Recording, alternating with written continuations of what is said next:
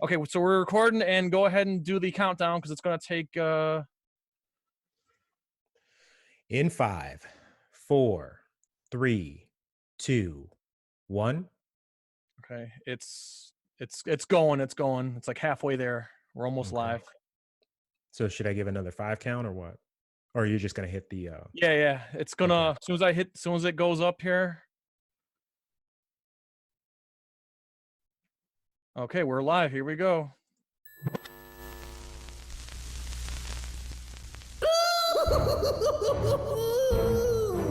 Greetings, citizens! You're now trapped in the nerd cage with your hosts Mark and Jay. We hope you have a smashing good time.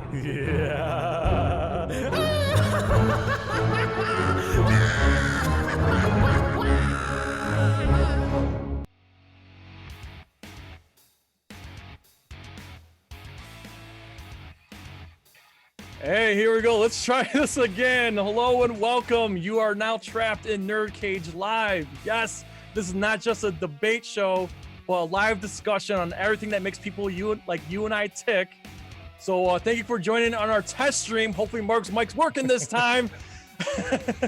I'm your co-host, Jay St. G. And coming to you live from Syracuse, New York, and always with me, my man, the man from Louisville, the Fiend.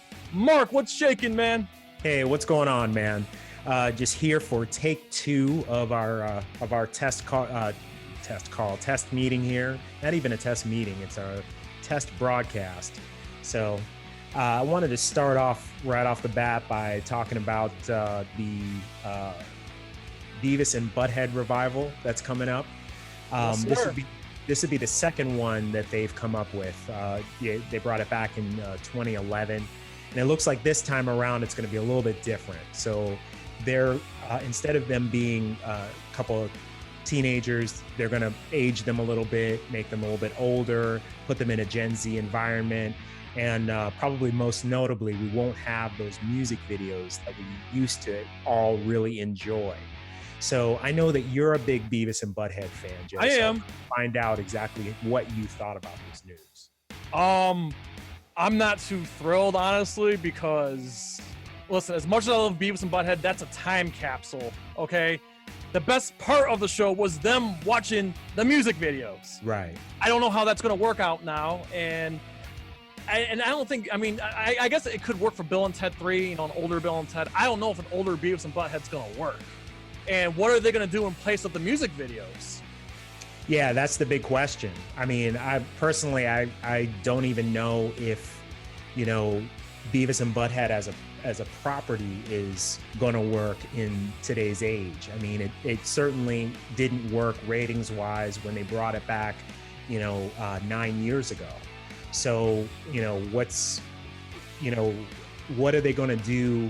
Obviously, we know that they're going to be doing some different things, but what's going to be the appealing part of this? Of this version of Beavis and Butthead? It already sounds less appealing than the original. And the original, in my personal opinion, is a little, it's a little played out already. So, I don't know that this is a great idea for Comedy Central. By the way, that's where it's going to be. Yep. As opposed to because of the Viacom connection. Right. So what the plan is apparently is the head of MTV Networks is going to try and do reboots of various 90s animated series that used to be on MTV and put them on Comedy Central. So Beavis and Butthead will be one. There's a Daria spinoff. I think it's called Jody, right, with Tracy Ellis Ross. That's going to be debuting. You'll be an adult Jody, yeah. Right. It's going to be like a post-college Jody. Yeah. And so, the idea is to sort of like grow these characters up and put them in, put them in modern times and have them deal with like the post-millennial era and have them deal with things that are going on now and sort of use that as a way to update them. But I'm just not sure how that's going to work. Yeah, and here's the thing. Like I said, I'm going to go on. I love Beavis and Butthead. I'm not thrilled that they're bringing it back. I think if they brought back King of the Hill, would have been a Right. better choice. I think Mike Judge would have been better at bringing back King of the Hill, because I would love to see, good old Hank and Peggy and Bobby and how they're dealing with today's situation and everything else that's going on in the world right now. I'm more interested in seeing that than what the hell Beavis and Butthead are doing now. That's just me. Yeah, and I agree with you on that. I'm actually a much bigger fan of King of the Hill, than Bobby. any of the other ones. Yeah. So I'd much rather see Boomhauer and Bobby and everybody else, as opposed to Beavis and Butthead and Daria, but that's just me. Hey, now is there anybody in the chat right now? Just say something in the comments so we know. We want to make sure that we all sound good. We don't see anybody right now. I mean, I don't see anybody right now. So if anyone out there, say something so we know. I have a feeling people gave up on us. Like I said, I see on my phone that we're live. So okay. Yeah, I don't want to play on my phone because that will definitely mess me up. All right, so moving. I figure we go on to our next topic here. Something that came out about in the news last week. Somebody's in there. Hey, can you hear us? Are we both sounding okay? Can you hear me? I want to make sure. Take it. It may take. I'm sure there's a delay between YouTube and Streamlabs. So whatever goes on YouTube right now, we probably don't see. It probably takes a minute to go to Streamlabs here. Right. While that's going on, let me switch up our topic here. As you can see, we're going on from Beavis and Butthead and moving on to Margot Robbie. All right. Yes. Okay, we're good. Okay, good. Now, we're all right. We're good. So you can hear me now. Yes, I'm all glad. Right. Okay. This is fun. This is actually a lot more fun than I thought it was going to be. Yeah. So the Hollywood Reporter came out and said last week that Margot Robbie is re-teaming with her Birds of Prey writer Christina Hodson in a whole new chapter of the Pirates of the Caribbean saga. Mark, what do you think? So I think this is extremely interesting, right? So, me personally, I'm not a huge fan of the Pirates franchise. I think that they could have stopped at the second one. I thought the first one was great, but I didn't see anything beyond the second one. I wasn't a huge Jack Sparrow fan or whatever it is. The third one had its moments. Hold on a second. Was that me? This is the weirdest thing. I think something fell in here. I just saw something in the background move. I don't know what it was. Oh, wow. I don't know. It was probably my Spider-Man. Anyway, so the interesting thing about this is that they're actually planning to do 2 reboots, right? So there's going to be the Margot Robbie, Christina Hodson reboot, and then there's going to be a separate reboot that's done by Ted Elliott and Craig Mazin. And so for anybody who doesn't know who they are, they're the team that is behind the Chernobyl miniseries that aired on HBO last year, which was amazing. Okay. I didn't see that. So. And they also did, at least Craig Mazin, he did the 2 out of the 3 Hangover movies. So he has some experience with comedy, some experience with sort of heavier material. I don't know where they're going with Pirates, but what both teams have been kind of told by Disney is that they want to go in a completely different direction from Jack Sparrow. So we're going to be two different continuities going on. Right. So we're going to get 2 different sets of brand new characters on different adventures, all in the same universe as Jack Sparrow, but just told from different points of view, different adventures altogether. So it could be really interesting. The idea is that they want a sort of a shot in the arm, right? That's Bob Chapek's actual quote, is he wants to give that franchise a shot in the arm and breathe some new life into it. I mean, I get those movies made money. I stopped after the 3rd one, but I'm just surprised Disney was so eager to reboot it so quickly.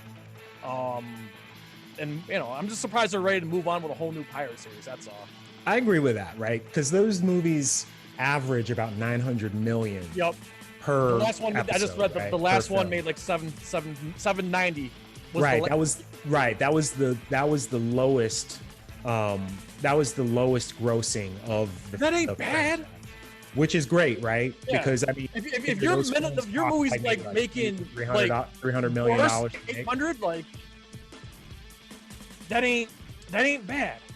So our background music is a little bit loud. So Yeah, I can fix that. Hang on. yeah, awesome. I can. Thanks, Mike. There. How's that? Brought it down like 10 notches. And I'm a little quieter, huh? Well, maybe we're better off keeping me a little quieter. I'm a big loudmouth. Yeah. I can fix that too. That's a first. This is why we're doing this. We've never done this before. So let me put up my microphone just a tad higher. Okay. So there we go. So I'm a little bit louder now, and I brought the music down just a smidge. So yeah, like I said, this is why we're doing it. So thank you for everyone in the chat. Thank you for We've the never feedback. done this before. We need to know this feedback so we know what levels to have everything. So Right. So thank you on the chat right there.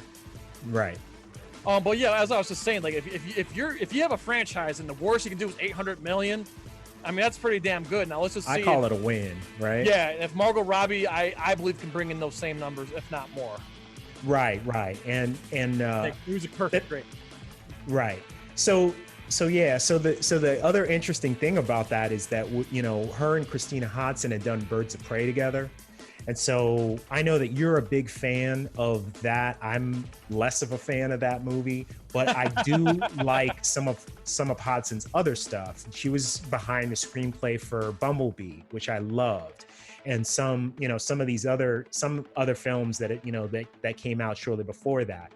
I'm interested to see like what kind of take they're gonna go with for this Pirates reboot. What do you think? Yeah. I mean, like I said, I wasn't asking for more Pirates movies. In fact, like I said, I haven't seen part 4 and 5. But again, it'll be an interesting take. Like I said, I am a Margot Robbie fan. Like Right. I'm pretty vocal about that. So yeah, we'll see. Again, I know some people in my social circle who are upset by this news because they want to see more Johnny Depp. They love Johnny Depp. Right. So I know a lot of the pro Johnny Depp people are really upset, and I guess rightfully so because that was his franchise. And the fact that Disney's moving away from him, I mean, I'm sure given everything that's going on in his personal life, I think Disney just wants to distance themselves from Johnny, Right. You're right. Yeah. And that's most likely the thing is that, he's had so many personal hiccups that Disney's to say the least. To say the least, right. So, I think that Disney's probably just looking at him as, sort of box office poison at this time, so we'll see what happens. Okay, I just want to add something about Margot Robbie. Again, I'm fanboying over her. I always have. But, you know what I would love to see Margot Robbie play? And I think she's perfect for it. I don't think it will ever happen because Nintendo is stingy about making movies ever since the Mario Brothers movie 20 years ago. Well, more than 20 years ago, like 25, almost 30 years ago now. Mm-hmm. But if Nintendo ever decided they want to go back and give the go-ahead to make more movies on some of their other franchises outside of Mario, I would love to see a Metroid movie with Margot Robbie as Samus. Okay. Perfect. Yeah, you're not speaking my language at all. Perfect. If anyone there is a Metroid fan, a Samus fan, Super Smash Brothers fan, and Margot Robbie, it would be the best Samus. I feel it. I think she could do it. She kicks ass as Harley Quinn. She was awesome in the what's that movie with the ice skating there? Tanya Harding. Tanya Harding. Yeah, I, Tanya. She was fantastic. So I would like to see her do another more action-oriented role, like the Pirates, probably action-oriented. I think she'd be great in the sci-fi world of Samus. So Mark, real quick, Metroid is a science fiction game in space. Samus is a huntress. She's a hunter. She's a bounty hunter, and she kills aliens. And she's traditionally always been blonde, attractive, kind of almost Amazon-like though. Okay. But I think Margot Robbie can pull it off. All right. I just want to throw it out there. We didn't plan on that. I just wanted to throw that out there. You're right. Fair enough. So, all right, so we'll move on somewhere. Right. So yeah. So you had mentioned Tanya Harding and keeping it in sort of the realm of like sports figures, albeit a fictional sports figure. We got some news that there's going to be a director's cut of Rocky IV. And as you can see, Jay is a huge Rocky fan. That was a Drago pop. So, what do you think about this news, man? I wasn't asking for it, but I'm goddamn excited about it. Well, I have my problems with Rocky 4. Okay, I get it. It's a fan favorite, and a lot of people love Rocky 4. Listen, for me, it's the second worst Rocky movie, but the second worst Rocky movie is still a great movie. Right. The thing that always bothered me about Rocky 4, and I wish Creed 2 addressed it a little bit more, was the aftermath of Apollo's death. Spoiler alert for anyone who hasn't seen Rocky 4, but I think it's common knowledge now. But I always felt that Rocky 4 didn't go deep enough into the post-death of Apollo Creed. You know, Rocky throwing, you know, the media's reaction to Rocky not throwing in the towel, and all the media storm that hit, you know, that happened that we barely even saw any. We only saw quick glimpses of it. So I'm hoping that instead of making more boxing scenes and more training montages, I'm hoping Stallone will have some scenes that have been uncovered of like post-Apollo death. You know, like Rocky dealing with the post of Apollo's death and how everyone else in the world reacted to it, and his wife. I mean, like, we never saw, other than the Creed movies, we didn't see anything with his wife after, you know, other than maybe seeing her in the funeral for a quick second. We didn't see how she reacted to his death. Right. I mean, it'll be interesting to see like what they present with this director's cut. I don't know if they even have those type of scenes filmed, if that was even a part of the original script. But you're right, they kind of glossed over that tragedy, you know? Yeah. Because, you know, if your best friend, you know, was killed in front of you, regardless of how, you know, whether it was in a ring or any other situation, I think that you would react a little more intensely. And I think that you would carry that a lot longer than I think Rocky actually did. You know, even if, all right, I've always kind of, you know, I agree with you as far as they should have dealt with it. I don't know that like there's really a succinct way to do that in the same movie, but I think that in all the movies going forward, that should have been like a common theme. Like that should have been something that Rocky like is dealing with, like in Rocky 5 and in Rocky Balboa and even in Creed. There should have been some indication that like he feels some level of guilt and that he's working, you know, that he's kind of working through this guilt, right? Yeah. But we don't really get any notes of that. I mean, the character may be dealing with that, but we're not inside his head. We don't really ever get any notes of that. So I kind of agree that should be a big part of the storyline, and hopefully we get something that kind of indicates that in this director's cut. I think that would make it a little more interesting. I agree. Yeah, I mean, don't get me wrong. I'm not against more action, more training montages. I mean, they went 15 damn rounds, which they don't do in boxing anymore. And Stallone really hasn't come out and said what he planned. I mean, it's a smart movie. He says he's working on a director's cut. I'm assuming it's going to be out next year. I don't know if it's going to be going to Blu-ray or streaming services or what. Again, we kind of touched the base that the Snyder cuts kind of opened up the floodgates. Right. And it's funny timing, and all of a sudden Stallone's like, hey, yeah, I got another cut of Rocky 4 that I never put out. So again, I'm not gonna cry if there's more action and stuff like that. I wouldn't mind seeing more action, more boxing, but I really hope there's more drama. That's just my 2 cents on it. Yeah, I mean, at this point, you know, we know who won. You know, we know, you know, we know who won the first fight. We know who won, you know, at the end. You know, so it's there's nothing more that it can really add other than, you know, like you said, more drama would make it better. So, and when we say drama, we're not talking about Paulie and his new robot wife. I hate that stupid robot. I'm sorry. that it always throws me off. It just seems so out of place. Right. And then Paulie's like, "Oh yeah, it's my wife now." Right. Oh.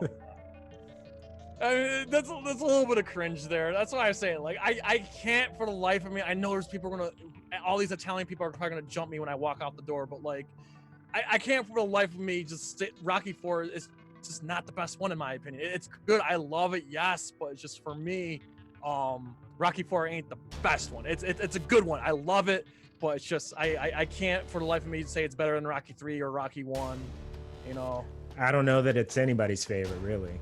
I mean, it's definitely not mine. I've talked to people who they like live and die by Rocky 4, and they said, "Hey, I grew up in the '80s, man. The Cold War, and Rocky ended the Cold War." Da da da. I mean, I hear that a lot. So right. Hey, we're welcoming Fallen One Gaming to the stream here. I know who he is. He's out in Albany, New York. So thanks for tuning in, bud. Awesome. Yeah. And, Michael Long, just shout out. Thank you for making our logo, and thank you for coming in. Yes. And thank you for helping us fix our audio problems. Oh, and then my buddy Scotty's in here too. So everyone, thank you. We're excited to be here. Yeah. We're working the kinks out here. Yeah, no, we're having a lot of fun doing it. So I figure, okay, enough on Rocky. This is the juicy stuff you guys want to hear. So as the year's half over, we survived one half of probably the worst year ever to hit Earth. And but there were still some good movies that came out this year.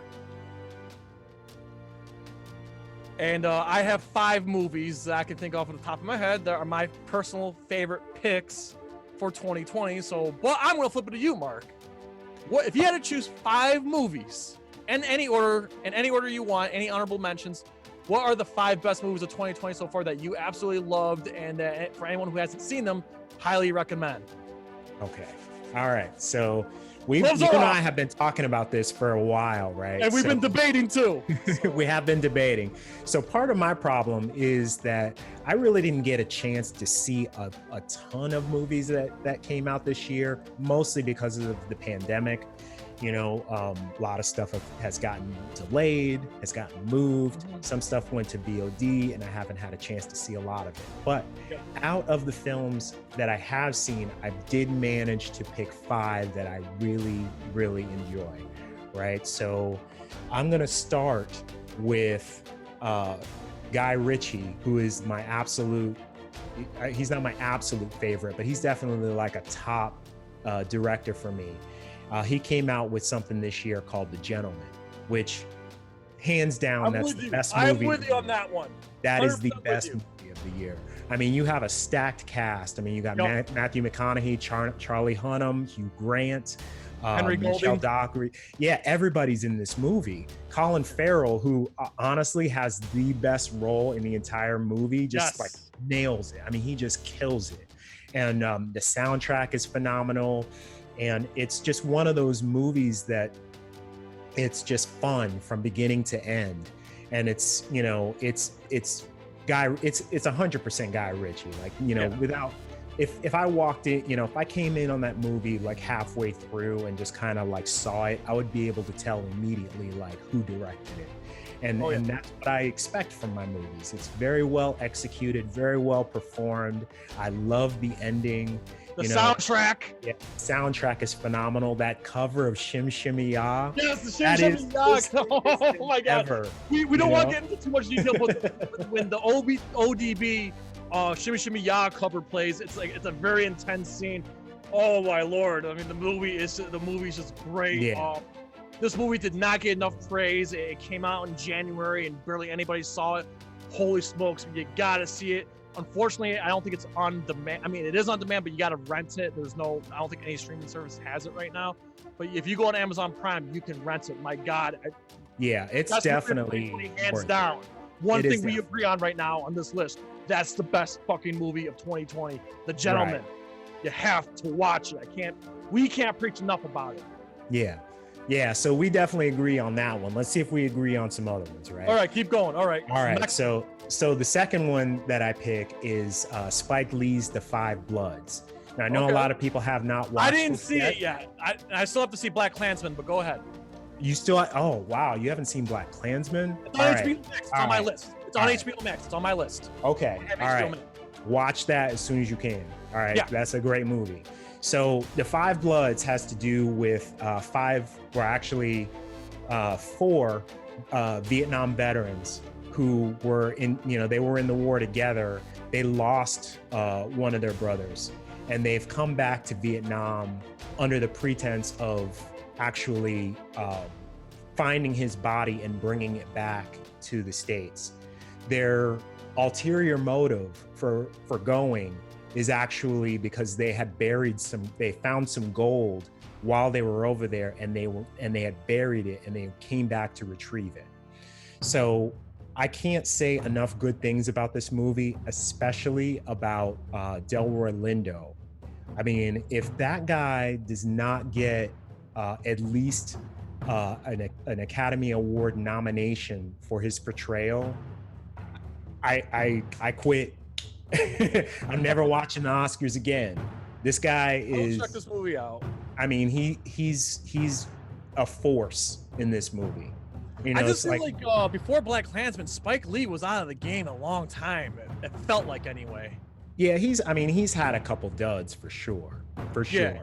But I'm just saying, ever since what was that movie called with Denzel, Inside Man, right? Yeah, Inside Man with Clive Owen. Mm-hmm. Like after that movie, I felt like Spike Lee disappeared for a while. I mean, if there's other movies that came out in between, let me know. But I felt like he didn't disappear. I mean, he had a couple films that really didn't do much. You know what I mean? Like they weren't well written, weren't particularly well executed. But I think that, with BlacKkKlansman coming out last year, I mean, that brought him back strong, and I think that he's on a roll. He's definitely on his way back. He's refound his footing then. Right, he's absolutely found his footing. So that is my number 2 pick. It's on Netflix right now for anybody that has that service. Yep. I highly recommend going and watching it. I mean, it is an excellent film.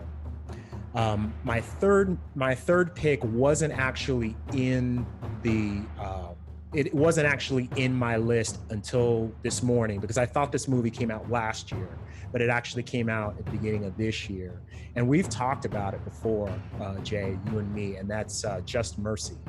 Yes. With Michael B. Jordan and Jamie Foxx. Absolute great movie. Incredible movie.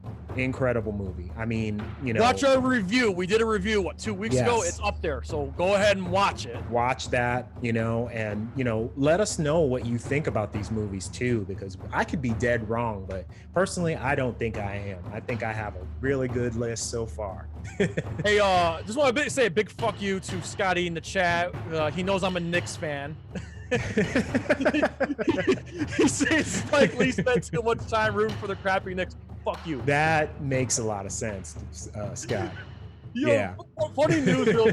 Speaking of Spike Lee and the New York Knicks, Spike Lee's a little upset with the Knicks right now because he had a fight with James Dolan, the owner, about using the players' entrance, and they said, Spike, you're not using this players' entrance anymore. And I guess it didn't go over too well. I don't know all the fine details, but whatever. I'm sorry. I had to throw that. I'm saying the chat is totally adding a new element to the show. I had to say something because I was triggered. Yeah. No, I can't blame you, man. All right, your next movie. Next movie. All right. So my next one is actually an animated film, right? So I know a lot of people don't count those as movies, but I count those as movies, right? Okay. Because as long as the story's good, medium is secondary. Yeah. And that said, I'm a huge DC fan, right? So you know what I'm going to say next, right? Justice League Dark. Okay, there were 2 of them that came out this year, so I wasn't sure. Yeah, that Justice League Dark Apocalypse War is the one that I'm picking. To me, I mean, that was DC's answer to Endgame, to Infinity War and Endgame. Yeah, exactly. It tells the story that really should have been told in Snyder's version of Justice League, which we'll hopefully see. Next year. What I really liked about it is that during the period where they actually lose, it's not just that they lose, but that you see them humiliated. Yeah. You don't see a lot in these types of movies. You just see we lost, the villain actually, has taken over or whatever. And you don't really see really how bad things are. But these heroes are not only defeated, but they're actually made to serve Apocalypse in different ways, you know, and to see how they kind of get out of that and kind of, you know, how things get set up for the next sort of phase of these DC animated movies is really it's really interesting. Prepare for some shocks too. Right. I mean, it's everything, put it this way, it's everything that I had hoped to see in Justice League film, in the actual live action film. They actually pulled it off in this animated version. And I also like that you had voice actors that had been in the previous Justice League films take on those roles in this film. So Rosario Dawson. Right, Rosario Dawson, Jason O'Mara, Taissa Farmiga. I mean, Shamar Moore's in it, you know. Yeah. Matt Ryan, who plays the live action Constantine, plays Constantine in this. Really? So, okay. yeah. I wasn't aware of that. That's awesome. Yeah, so I recommend that for anybody who's really into like any of these animated films or into comic books like we are. If you're super nerdy, yeah, this is totally free. It's great. Right, so real quick before you get to your last movie, shout out to Fallen One Gaming. He says, I liked Chris Hemsworth in Extraction, which is on Netflix. Wasn't sure if he would be able to transform into a new role after being Thor for so long, but I was pleasantly surprised with how well it was portrayed. Fallen One Gaming, thank you for that comment. I'm going to add that to my list. It's been on my to-do list for a while. I haven't watched it, so coming from you, I will definitely check that out.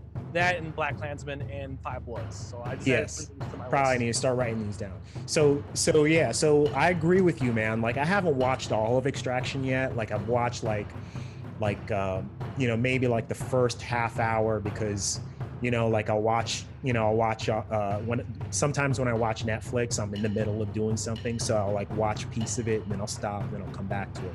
So with Extraction, it's pretty much that's the case.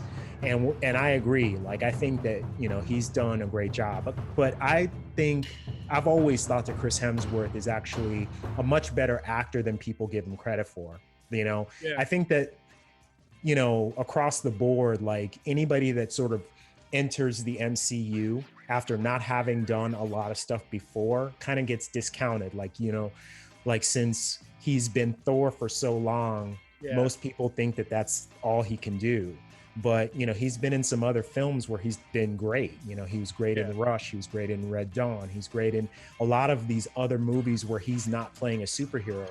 But those films have not really gotten a ton of notoriety, so you don't get to see him spread his wings that way. And, I think that, Extraction is also, at least from what I've seen so far, like great on action. Like the fight scenes in it are incredible, and so that should actually, the only reason why I didn't put that on my list is because I haven't watched it all the way through. Okay, fair enough. But it is a good movie. I agree with Fallen One Game. All right, you got one more for us?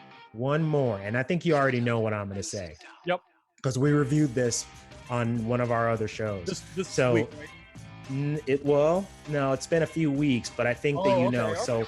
So I'm a big fan of these two actors, Elizabeth Moss and Aldous Hodge, and they did a movie together for Blumhouse, which nobody expected to do anything, and that is The Invisible Man. I mean, this movie was made for $7 million and it grossed $126 million. Right? Oh, yeah. Who does that? And so I loved it. Yeah, I loved every bit of it. I mean, we already reviewed this, so yeah, go back. It's either our first or second show that we did, and we reviewed it. So if you want to go into the details there, you can check out that video. Right. So that's my list, man. Just any honorable mentions? Any honorable mentions? Like I said, I didn't do a whole lot of.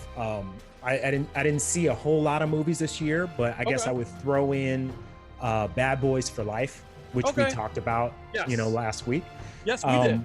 Yeah, I love that video movie. if you haven't already. Yeah, I love that movie. I mean, it was,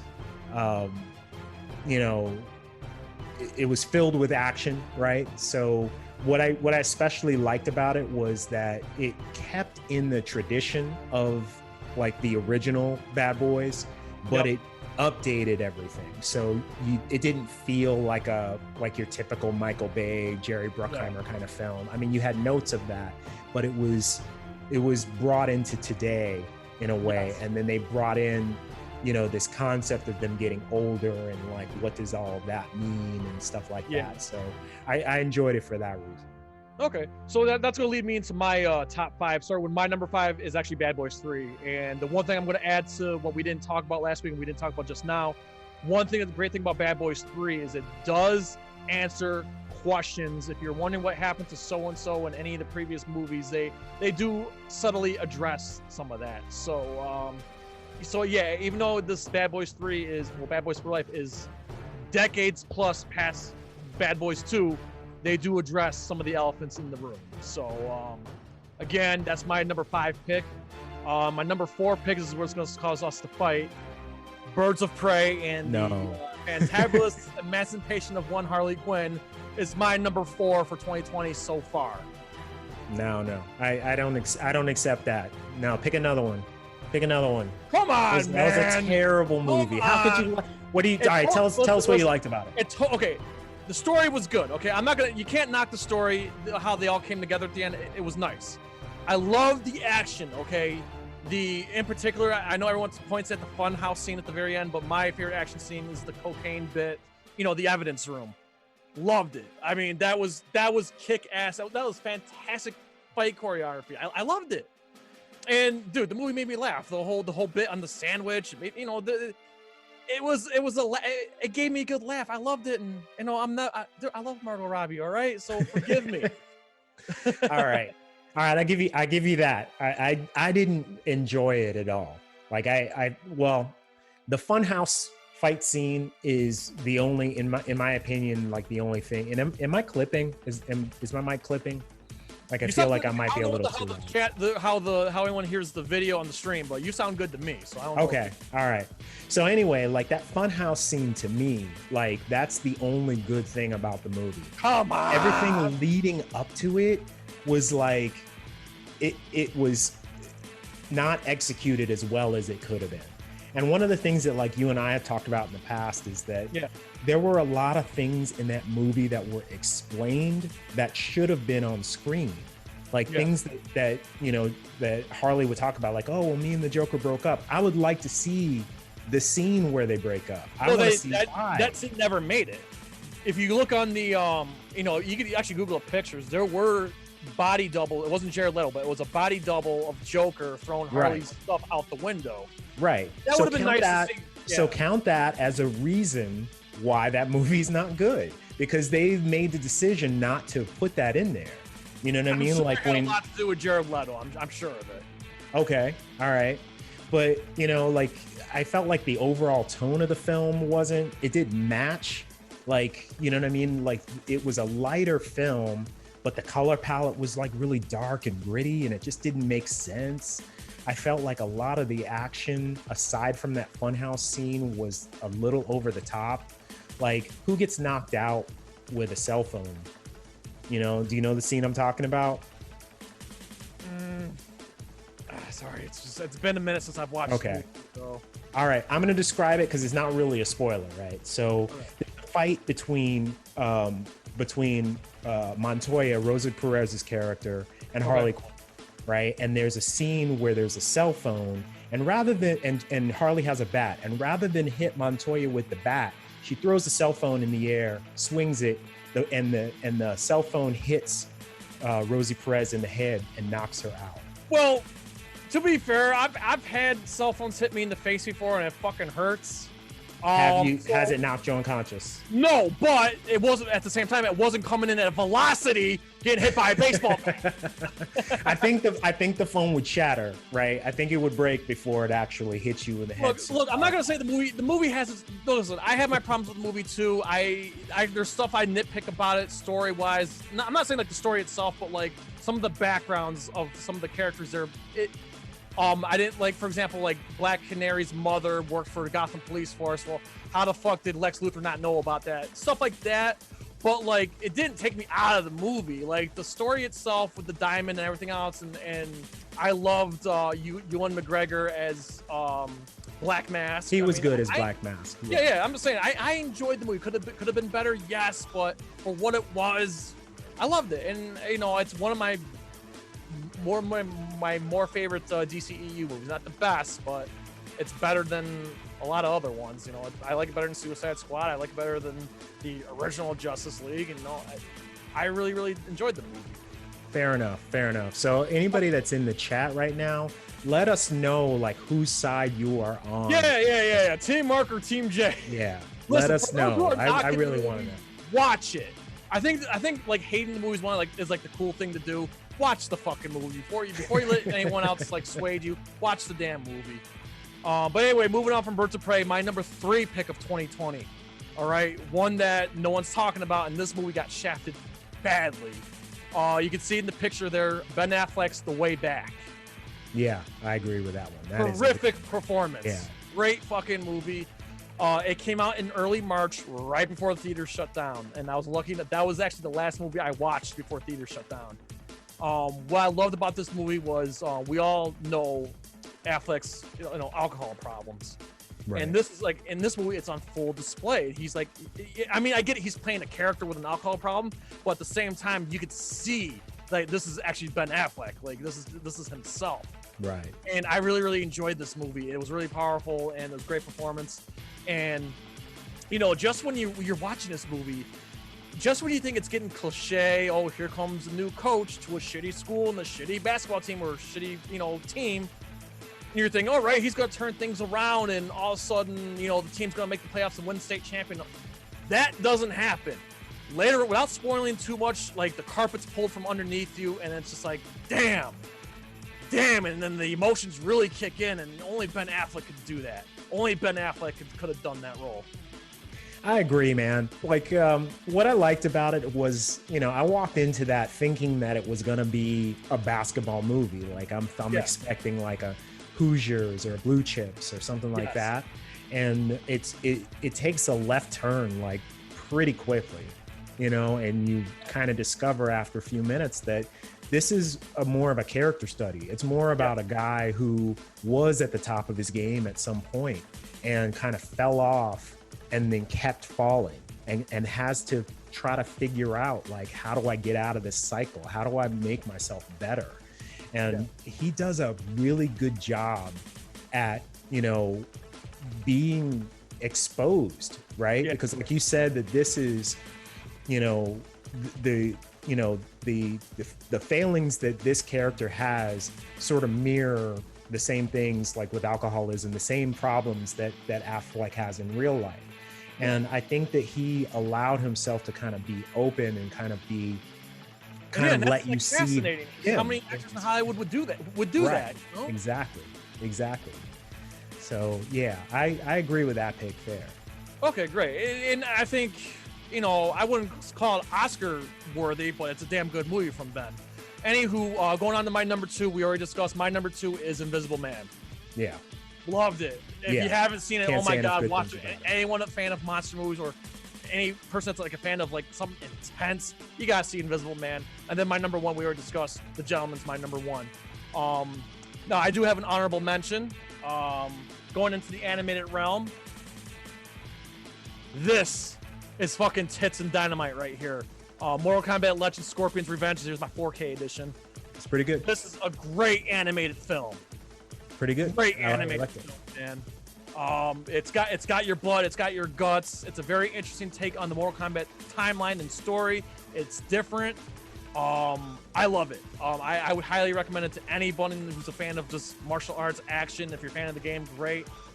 It's definitely worth a watch. DC Animation, it's Warner Brothers Animation who does the DC films. They're on a roll right now, and this is just one of many great Warner Brothers DC animated films.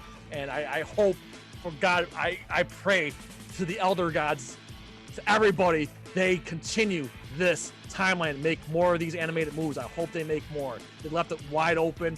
I hope they make more. They need to.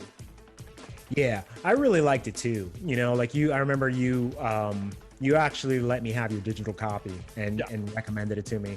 Thanks for that, because I really did enjoy it. That I'm a big fan of like animated films and cartoons and things like that. So what I liked about it was it was a Mortal Kombat film, but like unlike most of the Mortal Kombat stories that I've kind of been exposed to, it didn't center around Liu Kang. right? It wasn't like He was pretty focal in the movie. But he was a big part of the movie, but like it was really more about Scorpion's journey and like his origin and how he, how he got to the tournament and what the tournament actually means to him. So like I enjoyed it for like that reason. And like you said, the animation was really good, better than I expected it to be. So yeah, like I agree with that pick. I do hope that they kind of continue and make a different one. I know that there was some talk a while back about like a live action Mortal Kombat. Yes. I'm glad you mentioned that because it looks like Fallen One Gaming just mentioned this too. So he says 2021 will be better for movies, I think. He's talking about how there is a Mortal Kombat reboot coming in 2021, slated for January, last I knew. He says what are our thoughts on it. So thank you for that comment. I say, I'm not gonna lie to you, I'm actually worried about this Mortal Kombat reboot. The guy who's directing it is an unknown. The cast who they have playing the characters, I'm not gonna bitch about it, but like it's unknown. They're all like unknowns here in America, and I'm gonna go in with low expectations. And if it's bad, then we still got this. I'm personally worried. I'm gonna be there opening night for sure. I'm gonna be promoting the hell out of the movie for sure. But I'm glad they're doing a Mortal Kombat movie, but I'm skeptical. Well, I mean, I don't know if I don't know that I'm necessarily skeptical. I think I'd be a little bit more excited about it, except for the fact that we've had talk of reboots, Mortal Kombat reboots before. A few years ago, Michael Jai White was attached to a project. He was trying to get that made for a while.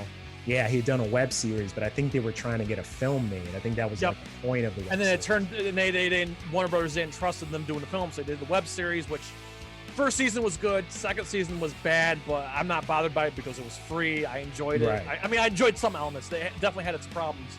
Right. And unfortunately, the guy who did the web series never got his movie being made. And there is one good name attached to the Mortal Kombat movie reboot, and that's James Wan is producing it. Okay. So if there's any hope for this movie, it's James Wan producing this film. And he knows how to make a franchise. Look what he did to the Fast and the Furious. I hate those movies, but he made those a big hit. And look what he did with Aquaman. He took a joke of a DC character in some people's minds and made $1 billion movie out of it. And very much looking forward to the second one. Right. And shout out to his first movie, Better Luck Tomorrow. I don't know if anybody Saw. out there That's right. has seen Saw that. is another one. Right. Yeah. So like as far as like my take on this Mortal Kombat reboot, like, I'm not that worried about the fact that unknowns are attached, because I mean unknowns were attached to the original. I mean, who had heard of Robin Shou before that movie? I mean, who had heard of Hakeem Alston or like any of these other people? The only like famous person, the only celebrity that was attached was Christopher Lambert. So, and that movie turned out to be a huge hit. At least the first one did, right? The second one was bad. We don't speak Mortal Kombat Annihilation. We pretend that doesn't exist, right? That's like But the that's first like the Schumacher. First movie's still classic. What's that? First movie's still a classic. I still rewatched the first movie. I still love it. And the 25th anniversary is next month of the original Mortal Kombat movie. Right. Very excited. Maybe we'll have something in store for you guys. Yeah. We're hoping. We're working on something. Okay, so yeah, those are our picks for our movies, and now so Mark, what do you got for us next? Movies that we are looking forward to. That we hope still come out. So, for a lot of people that are cinephiles like us, we've been kind of disappointed by, the fallout from the pandemic, right? Which has been that, cinemas have been closed, movies have been pushed back multiple times. And even recently, some of the things that we've been looking forward to coming out this month and next month have been pushed toward the end of the year. We're not even 100% sure at this point if they're going to come out in 2020 or 2021. So, assuming that the stuff that has been pushed kind of stays where it is. Yep. Yeah. Subject to change, but yes. Yeah, subject to change. I think we each have sort of a cluster of movies that we're kind of salivating. Yeah, I picked my 5. Yeah, so why don't you hit me with your 5 first? Okay, I'll just go. We'll go right in order. We don't need to go into details. My number 5 pick right now is A Quiet Place Part 2. Got shafted when the movie shut down, and it's slated for September release. I love the first one. Now, fun fact for all my upstate New York and New Yorkers out there, the first movie was filmed over by Little Falls, New York, which is in the middle of nowhere in upstate New York. They filmed the first movie there.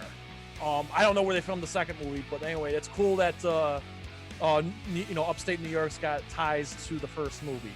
I'm very excited for the second movie. First one's great. And yeah, I'm very much looking forward to it. My number 4 pick would be Tenet. The movie that's supposed to save the movie industry is Tenet. I'm looking forward to that one. Me too. My number 3 pick is Bill and Ted Face the Music. Come on, man. All my Bill and Ted homies, I know you're out there. My number 2, Wonder Woman 84. Yes. This one's been killing me. It's been postponed multiple times. Right. I need to see this movie. We need another DC film. I'm looking forward to this movie. And my number 1 pick, you're sure you can guess, you can look right in the picture there, No Time to Die, which was the first major movie to get postponed. I'm very much looking forward to see what Daniel Craig, his last ride as James Bond, and of course Rami Malek as the villain. Rami Malek is going to be awesome. That guy kills it. You know what I mean? Yes. Like I've been a fan of his since first episode of Mr. Robot. That guy, yes. Which is it's an Amazon Prime. I haven't seen series. Mr. Robot. I have it queued up on Amazon Prime.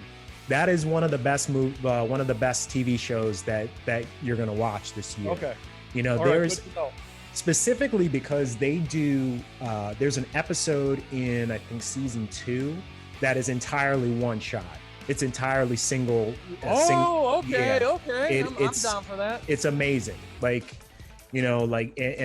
the way that he plays this character, which is actually a hacker, right? He's a hacker, right? He's a hacker, but he has a dissociative personality disorder. So he's multiple characters, and he plays these characters differently.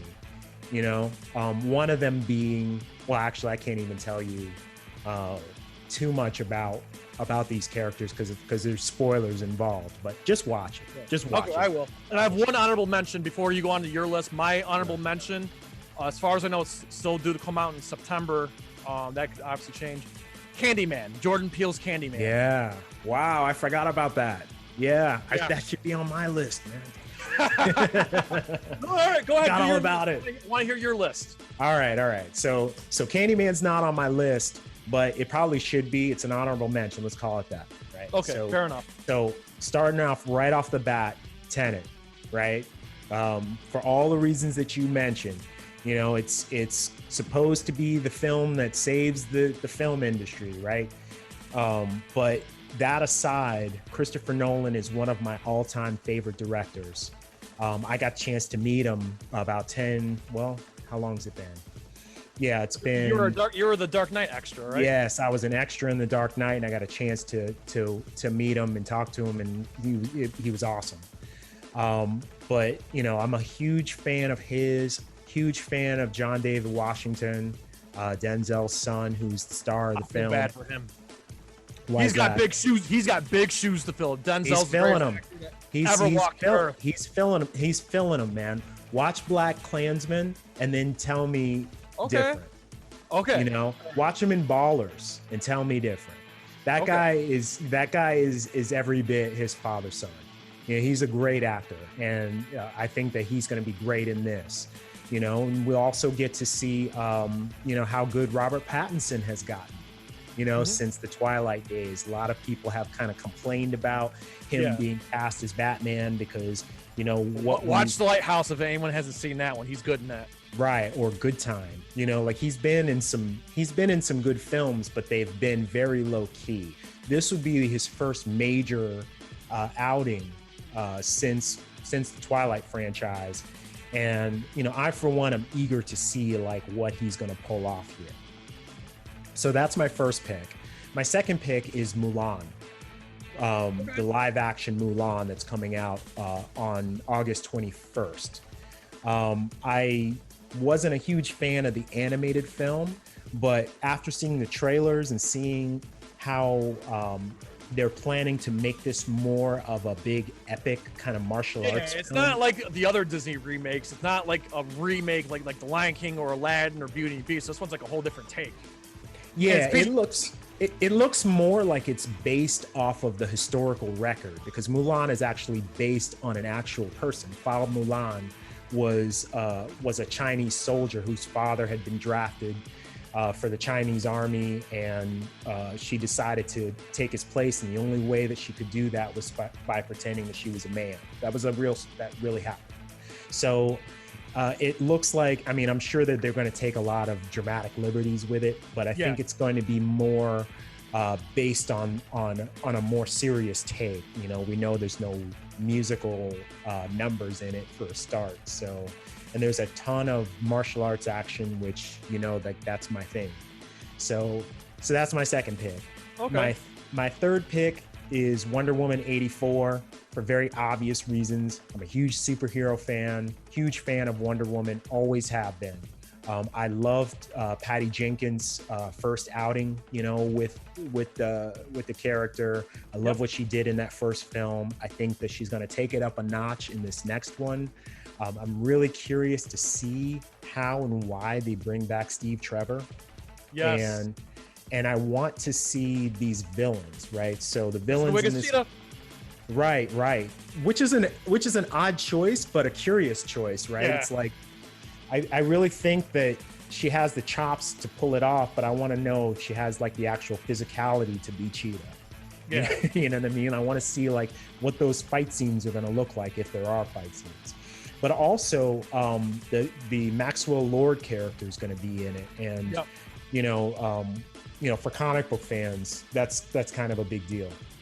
So so that's my third pick. My fourth pick is Black Widow, because I'm an MCU fan. Yep. And even though we kind of know what happens in Infinity War and Endgame, yeah, that's what I'm saying. Like this one ain't gonna really move the DCU forward much. I mean, I don't know. Maybe there's gonna be some untold stories, but who knows? Well, we know that there's more than one Black Widow, right? So my prediction is that Black Widow's sister, that Natasha's sister, actually takes the mantle. I don't know if that is going to be a part of this movie or not, but I think that in the MCU going forward, we will still see a Black Widow, and it will probably be her. Okay. But the reason why I really want to see this movie is because the main villain is a character called Taskmaster, and just judging by the trailers, I know it's going to be killer. Yeah, that's the dude who played Hellboy, right? In the Hellboy reboot.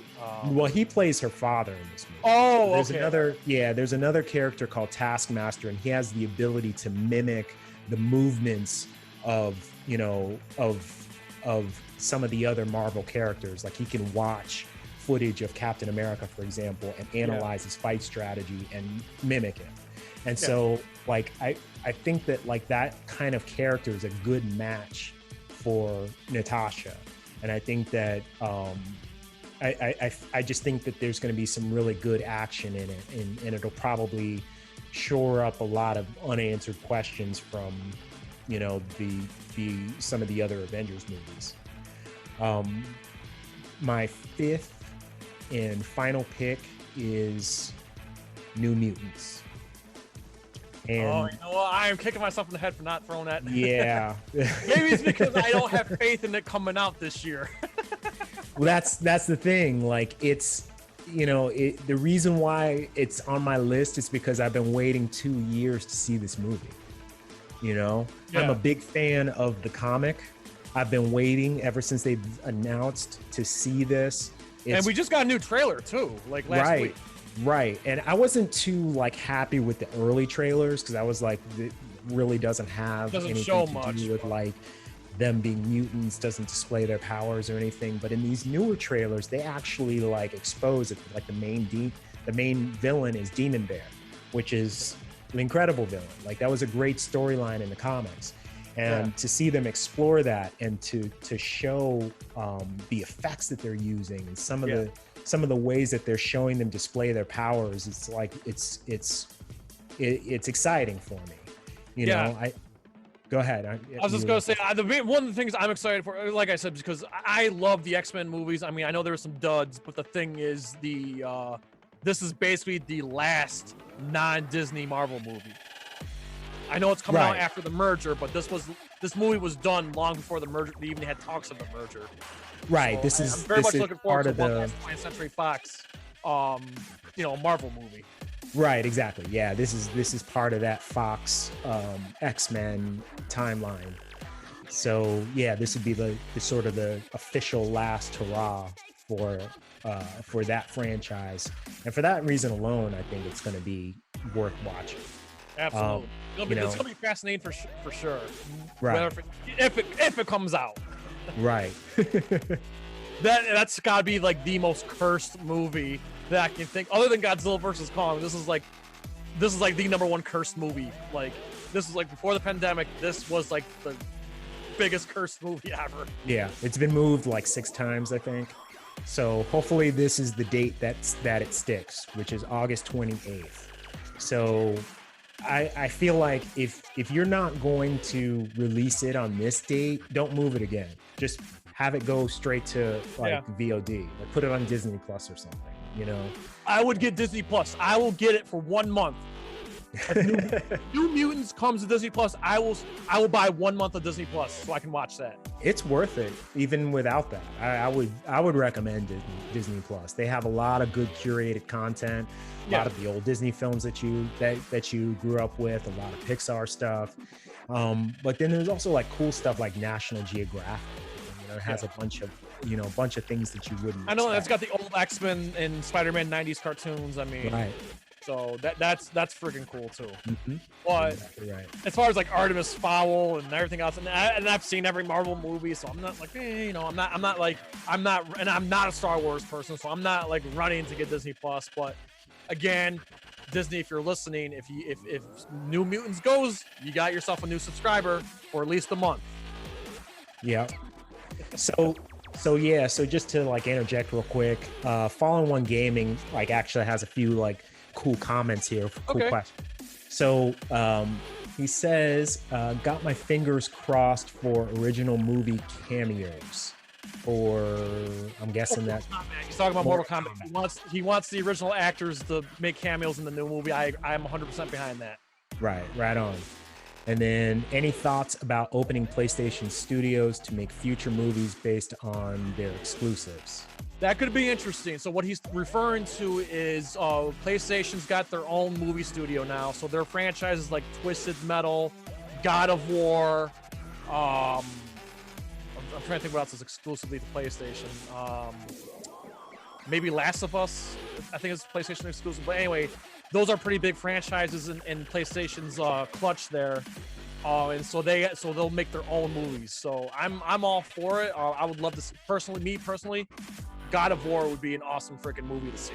Yeah, I would like to see that myself. I'm not like a gamer, so I don't really know too much about it, but I have watched like some of the cutscenes. That's cool that they're the first to do it. You would think Nintendo would have done it by now. You know, Xbox, Microsoft obviously hasn't done it, so it's really cool that PlayStation jumped on that boat first.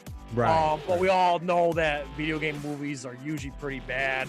So, we'll see. But God of War is something that I'm surprised they haven't moved into the movies. Right. I mean, I think that the whole the whole video game curse has to do with them being made by people who aren't familiar. Really, they're not aficionados, right? Like, it's like comic book movies, right? Up until, the early to mid 2000s, they were making comic book movies like back in the 70s. But the reason why they all failed is because they were made by people who never read a comic, and there were changes made to the characters and source material. They weren't addressing the source material, and that caused those movies to suffer. It wasn't until 2000 when X-Men came out and Spider-Man after that they actually started to realize that you can make like these movies successful if you actually put people on them that actually know a little bit of a little something about the source material. I think it's the same thing with video games, right? So like I think if you had people involved that were really into these games, like, you know, let's say you were a filmmaker, you know what I mean, like, and they put you on God of War, well, you've played it, you know what I mean, like you're into it. So I like it. I don't like, I can think of better people who are into PlayStation more. I'm more of an Xbox guy, but I do always God of War. But I mean, but you see my point. Who's a pure gamer, you know, like you had mentioned Metroid, you know what I mean? Like, you know, like, you know a lot about Metroid. So like, I think like the only way that like you can make those kind of movies work is to actually like put people on them that are like actually true to it. And so like, you know, I have big hopes for like movies like Uncharted that are coming out, you know, like, you know, or you know, if they do like The Last of Us, which I think they are kind of talking about possibly optioning for a series. I'm not really sure. I need to like. Yeah, and I'm starting to think, Metal Gear Solid is another PlayStation exclusive that might be a good one. Twisted Metal probably won't work, but like I said, I think God of War would be the one. I think collectively, I think the gaming community would probably want God of War would probably be the number one pick for a movie or a mini series. You know, right? Sometimes that's the thing. Sometimes it's hard to cram, you know, into a, you know, these video games into a 2 hour movie, hour and a half, 3 hour movie. You know, like. So yeah, maybe some of these, you know, God of War might be better off as a mini series. Like I always thought Zelda, like if Nintendo ever made a Zelda game, I think Zelda should be a mini series. Metroid, I feel you can make into a movie. Gears of War, which is a great Microsoft game, that could probably be made into a movie. But there are some movies or some games that you can't cram into a movie. You got to have like, you know, like a mini series or something. So it's just my 2 cents. Some other questions I'm seeing in here. I see if you know, we're talking about DC here, have you heard anything about the controversy surrounding Ezra Miller? We haven't heard anything about Ezra Miller since that incident, and we haven't even heard anything from the quote victim. I mean, so we don't know what's going on with that. As far as I know, Ezra Miller's still attached to upcoming DC films. And he says personally that I believe they should bring Grant Gustin in from the CW series for the role.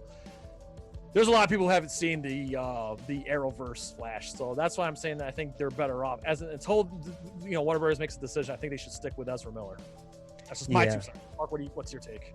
My take is that I think they have made the decision, right? I think that, you know, they wouldn't have dropped the Michael Keaton bomb if they were up in the air about Ezra Miller, because you know, those talks had to have been going on for a while already before we heard about them, you know, and they wouldn't be taken seriously. I would assume they wouldn't be taken seriously by Michael Keaton if you didn't have a star already solid and attached to the project. So if they were on the fence about Ezra Miller and there was a chance that he'd be leaving, my thinking is that they would probably just put the brakes on the project until they figured out what they were doing next. Right. So I think that, and I meant to say that, like when we talked about it a couple of weeks ago, I meant to say that the bigger headline is that the Flash is actually moving forward. Because you're right. Because up until this point, we weren't sure that there was gonna be a Flash movie. After that scandal happened, we were like, well, I guess Ezra Miller's out. We all assumed that. But since they never made any comment about, you know, him even being in jeopardy, we kind of just assumed that, you know, since they made no real comment about like whether or not he had a future at Warner Brothers, you can only assume that he does have one. You know, so I don't think that he's going to be replaced. I think they're going to. I personally don't think so either. So I mean, you know, we don't like I said, we only saw very short footage. We don't know what actually happened. So I'm not defending anything he did. I'm just saying that we don't know what else happened, and we don't know. And there hasn't been any, you know, and we haven't heard anything else. So as far as long story short, as far as we know, Ezra Miller's still attached to the role. And before we wrap this up, I see the very last comment there. I know who it is. Scott says Star Wars, Jay. And I know exactly what he means. He's the biggest Star Wars fan, and I can't even say anything without offending. I love you, boss, but you know my feelings on Star Wars. So do you wait? So do you not like Star Wars? So No. wait. You don't like Star Wars at all? Like not even. I loved it as a kid. I loved the original trilogy, and prequels were whatever. But like as soon as I hit 20, I rewatched those movies. I'm 33 now. I'm almost 34. But like when I was 20, I rewatched them. I'm like, I'm like, no, just no. It wasn't for me anymore. I grew out of it. Yeah. So, but anyway, the original trilogy, you know, I loved it as a kid, but I don't care for Star Wars anymore. And then, the gentleman that made that comment, he convinced me to finally give in and watch the Force Awakens. And he gave like his critique on it and how well the movie it was. And I watched it, and it was one of the worst things I've ever seen in my life. And I didn't dare watch any of the other new recent Disney Star Wars films. I thought The Force Awakens was so bad, and I've heard worse things about the other two. I'm just not going to even bother with it. I won't even. I've been fight you on that. I've been out of Star Wars. I've been out of the Star Wars fan base for a long time now. But again, the original trilogy, you know, as a kid, I enjoyed them. The prequels as bad as the prequels were, at least they had their moments. You know, they had their moments, like Darth Maul and the double-bladed lightsaber fight, and then of course the Anakin Obi-Wan battle in Part 3. That was cool stuff. And at least I'll defend. Here's where I will defend the prequel trilogy. At least the prequels had a story arc, like had a 3-movie arc. Right. These new movies, they have no clue what they're doing. Right. There is no story arc. Right. So that's my take on Star Wars. So for those who just getting to know me now, I hope I didn't piss anybody off, but that's my honest take on Star Wars. Yeah. I won't even fight you on that. I mean, anybody that knows me knows that I used to be a huge fan of Star Wars, but just these recent films, you know, this recent trilogy, generally just the newer batch of films since Disney took over have been not great in my opinion. And so like I'm no longer really a Star Wars fan, you know. At least I don't call myself one. I mean, I still like 4 through 6, right? I still like that original trilogy, but that's about it. Yeah. Like I said, I'm not gonna knock anyone, you know, for that. I mean, it's just, you know, like I said, I just grew out of it. But as far as the original trilogy goes, I mean, I loved them as a kid. Really, especially the Empire Strikes Back. Being the best of the 3 of them. Right on. Okay. Well, it kind of pained me to go into Star Wars, but The Mandalorian. Watch yes. The Mandalorian. The Mandalorian is legit. Yeah, you do need to watch that. That is pretty sick. Yeah. And Rebels. And watch Star Wars Rebels. That's another good one. I watched the Clone Wars animated thing on Cartoon Network. That was, you know, it was. Don't watch that. Well, the thing was it was led up to episode 3 at the time, Revenge of the Sith, and you know there were some references there in Revenge of the Sith that they did in the Clone Wars cartoon. But you know, other than that, it's just been so long. As far as Mandalorian goes, I can't see myself caving in. So, maybe if I get the New Mutants on Disney Plus, and maybe if Mandalorian's there, and if someone's with me that can convince me, but I don't plan on watching The Mandalorian. As someone who's not like really like a huge Star Wars fan, I do recommend The Mandalorian only because like Jon Favreau's attached and he's like awesome, and it's not what you would expect, right? It's not like Carl Weathers is in it too, right? Carl Weathers is in it, Nick Nolte's in it, Tracy Ullman. There's a lot of stars that are attached to it. What's his name there? Bill Burr's in it. Gus from Breaking Bad. Right? Gus from. I don't know. I don't know who that is. Okay, he was. You know, I'm talking about the actor, the one that we keep talking about. He should play Mr. Freeze, the Hispanic guy, the glasses. Now I forget. Somebody. Someone in the chat say something. Gus from Breaking Bad. What's his name? Giancarlo Esposito. Yes. Thank you. Yeah. Okay. So So yeah, so like the reason why I think it's good is because it's very divorced from the other stories, right? Like there's no mention of like Luke and Leia and Han and all that, right? And, It's post Return of the Jedi, right? Yeah, it's post Jedi, and it's you know, it's a completely different set of stories. I mean, a completely different story with a completely different set of characters.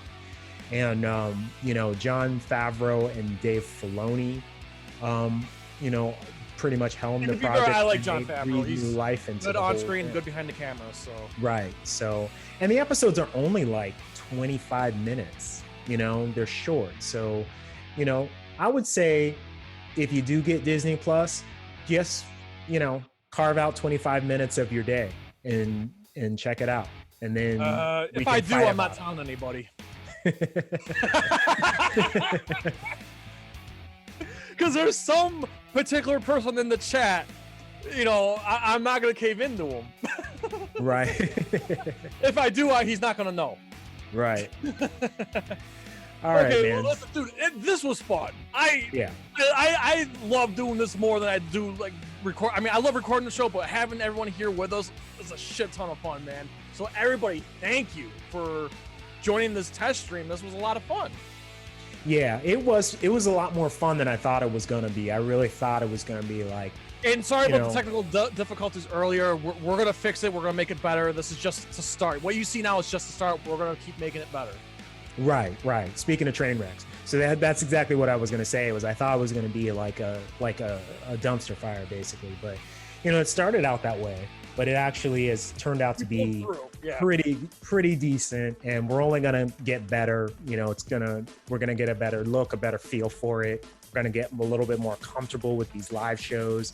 Yeah. And so, yeah, we really appreciate, you know, that you guys have like kind of tuned in and have, you know, giving your feedback and helping us with our levels, helping us with all the things that we've been doing wrong. So, so yeah, thanks, Scott. Appreciate it, man. All right, yeah. So anyway, well, so before we go, we please ask you to like, comment, ring that bell, spread this shit like syphilis. And so to you, I say, from Louisville to Syracuse to all of our friends and fans around the world at NerdCage Live, enjoy life, stay safe, and good night. Sayonara.